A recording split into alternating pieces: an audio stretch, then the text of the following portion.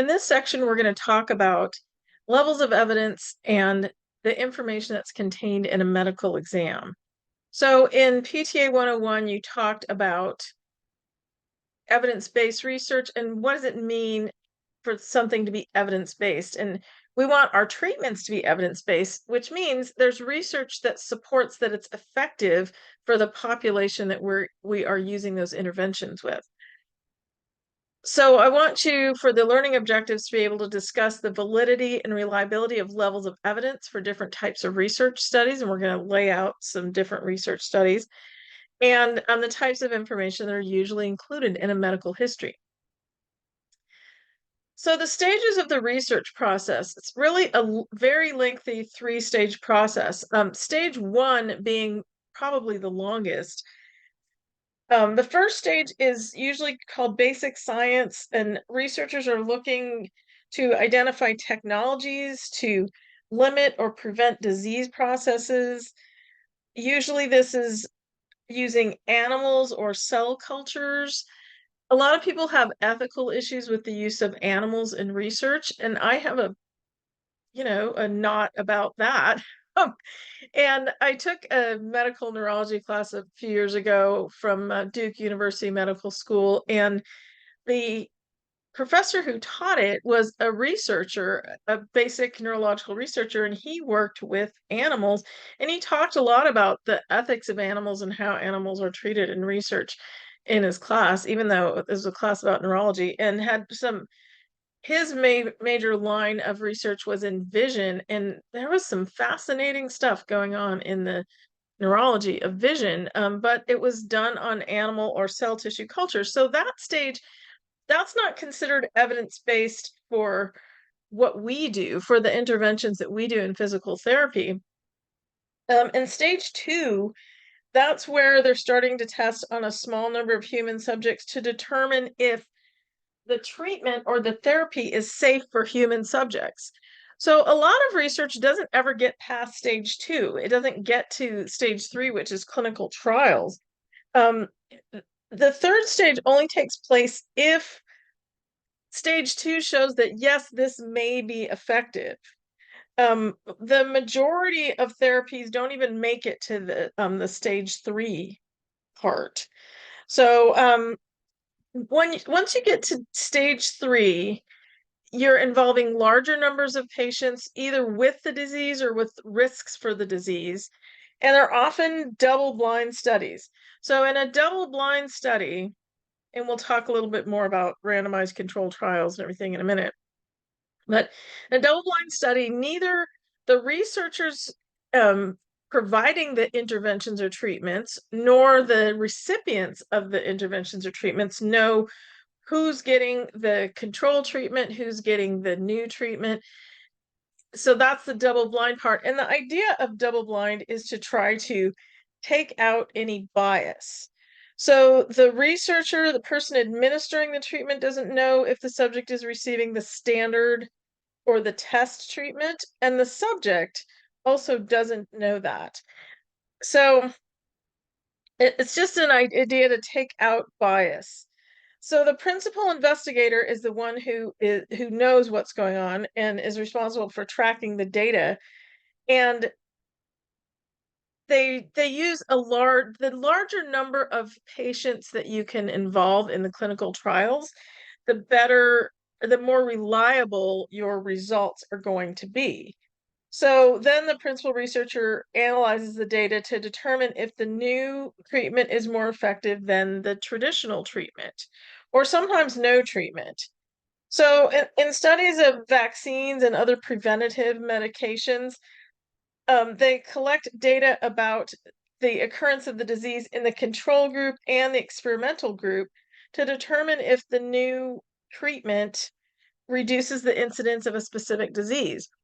So it's a really lengthy process. And once you go through all of that, especially for doing a medical treatment, then it has to go through a lot of um, government regulation in order to get released to the public.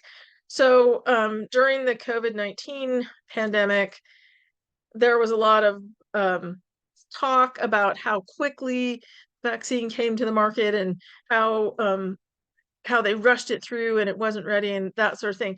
But stage 1, 2, and 3 had already been happening for years and years before we got to that point. The thing that was rushed through was the government red tape.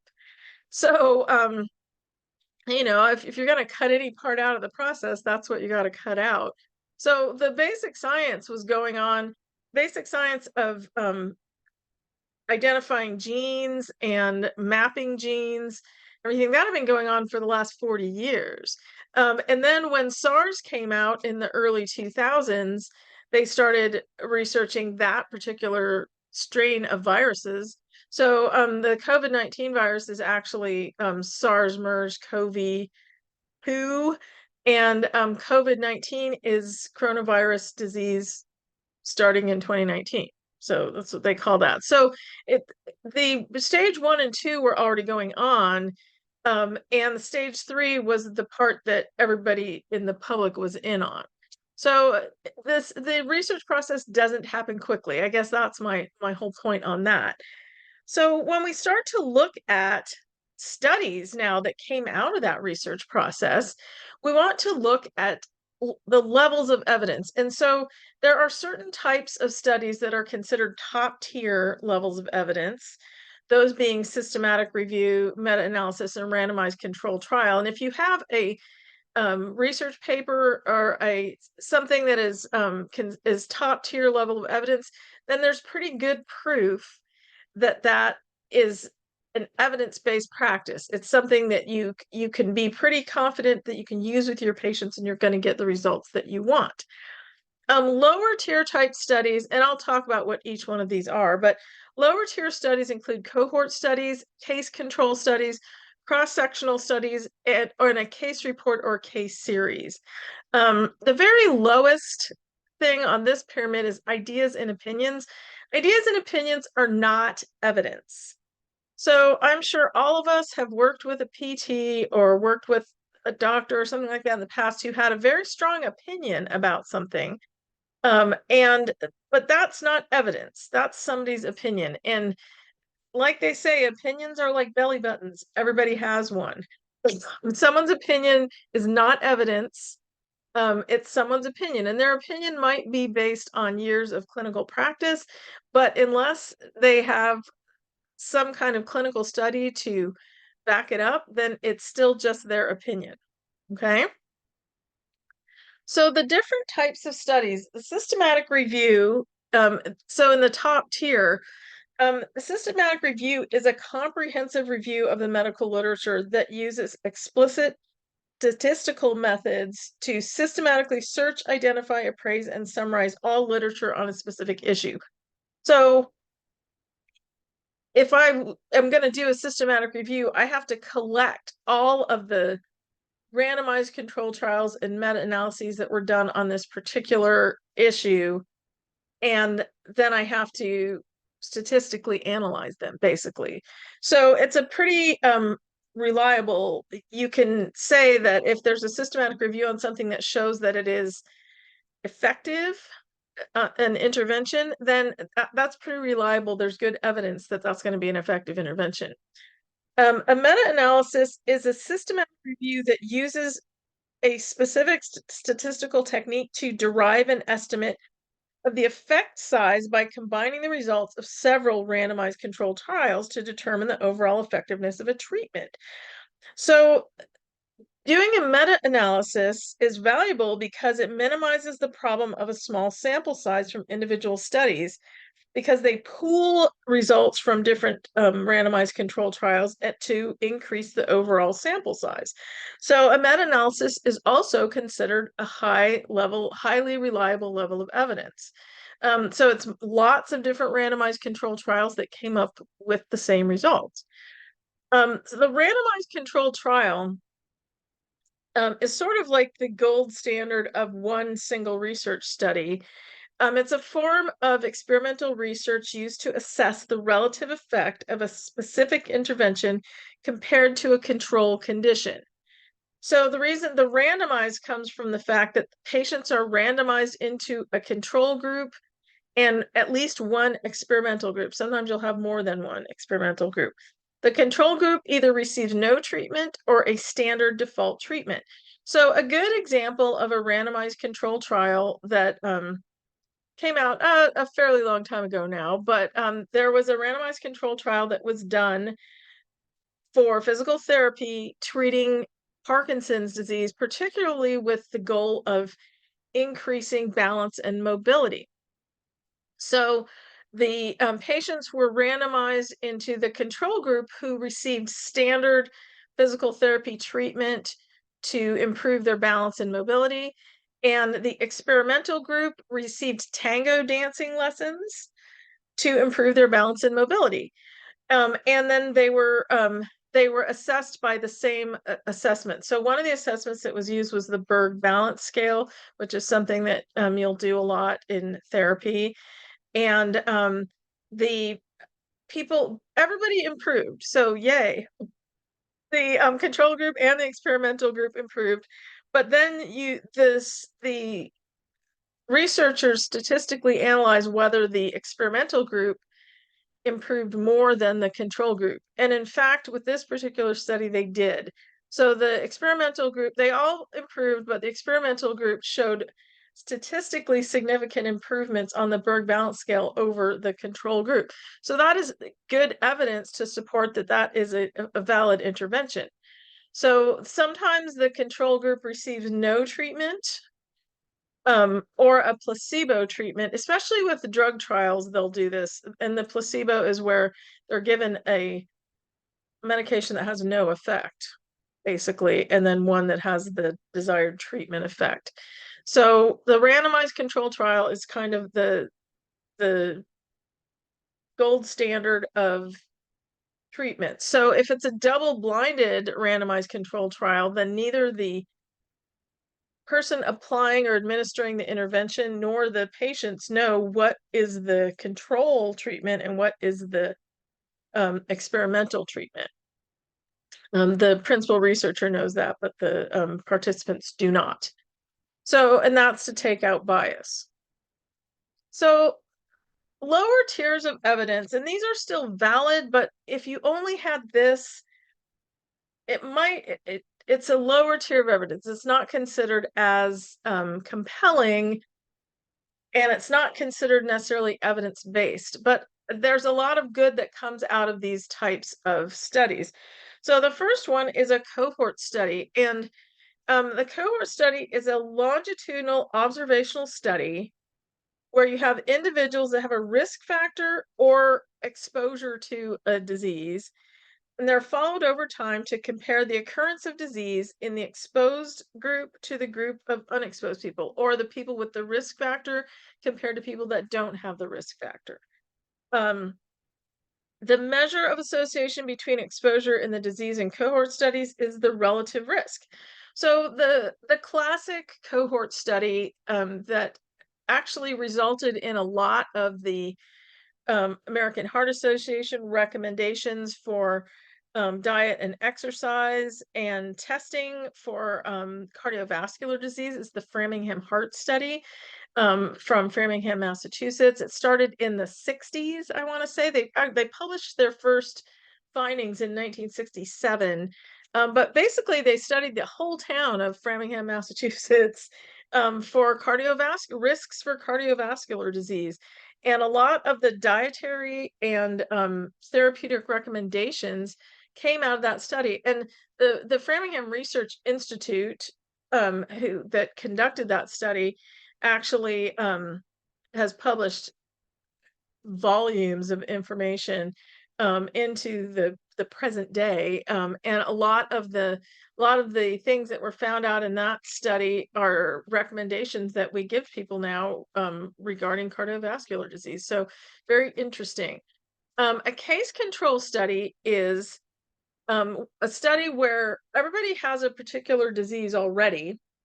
So it's a retrospective observational study versus the cohort, which is the longitudinal observational study over time. So retrospective is you look back on a group that already has a particular disease and you compare their history to people that don't have the disease. And so you're trying to figure out, you're comparing the control group is basically the people that have the disease, that don't have the disease, and the what kind of exposure to risks cause people to develop the disease. So it's retrospective, meaning it's after people already have a disease, and you're trying to figure out why did these people get the disease when these people didn't. So that's a case control study. A cross-sectional study is very similar to a case control study, except for data and observations are made at only one point in time, and all the subjects are tested at relatively the same time. So cross-section, you can think of it's like a one-time, see what happens. In the cohort study, the individuals are studied multiple times over a long period of time, and a cross-sectional study is just one time. A case report or a case series is an in-depth description of an individual's condition or response to a treatment. A case series is usually a collection of observations of similar cases. Case reports can be used to generate theories and hypotheses for future research, but they can't test hypotheses or establish cause and effect relationships. So it's a lower level of evidence. You can say, okay, that's interesting. Maybe we need to look into that with a different type of study. So the levels of evidence are pretty important when you're looking up, like say you're doing a research paper for your pathophysiology class, and you're trying to find studies that show that one treatment is effective or an evidence-based treatment. You want to look for the higher tier studies. So you want to look for randomized controlled trials, meta-analyses, and systematic reviews. And you can certainly add these lower tiers of evidence into your data that you're collecting, but they are not going to be the proof that something is effective. The other type of studies that are really considered in part of the basic science are animal studies and cell culture studies. With a good example is with soft tissue, instrument-assisted soft tissue mobilization, there have been several animal studies done where they compared instrument-assisted treatment of tendons with animals. And there's not a direct link between animals and people, animals and humans, human animals, but it's a place to start. And it tells you, it kind of directs your research of then what you're going to do with human subjects. So a lot of basic neurological science goes on with rats because they have a very similar neurochemical makeup to humans, but it doesn't, once you do that research, that directs you towards where you want to go with human research. It's not proof that it crosses over to humans. Hopefully that makes sense.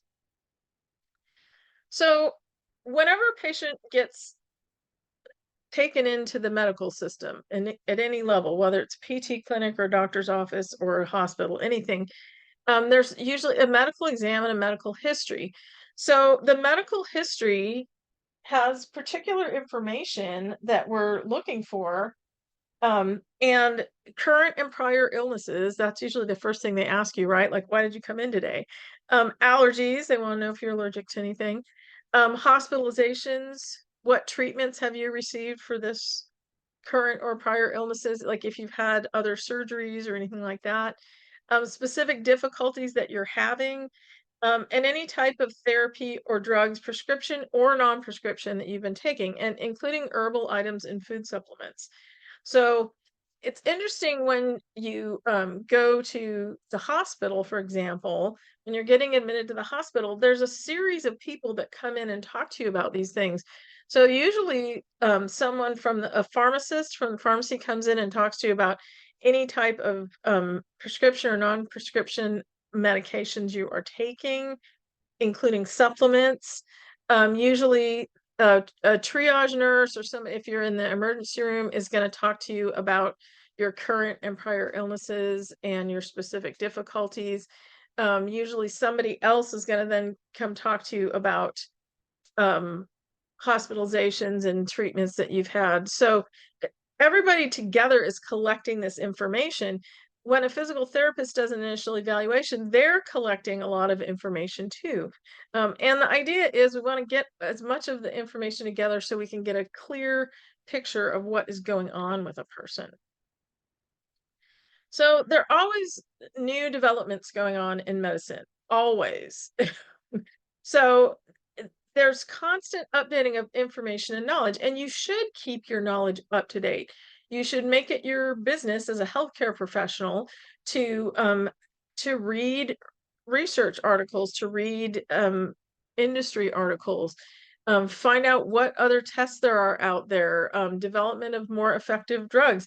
Even though we don't prescribe medications, our patients take them, and we should know what the effects are. We're going to have a chapter in a couple weeks where we talk about that. Lots of new technologies are always coming out, like 3D printing of customized splints. That's a pretty new thing, which is pretty awesome.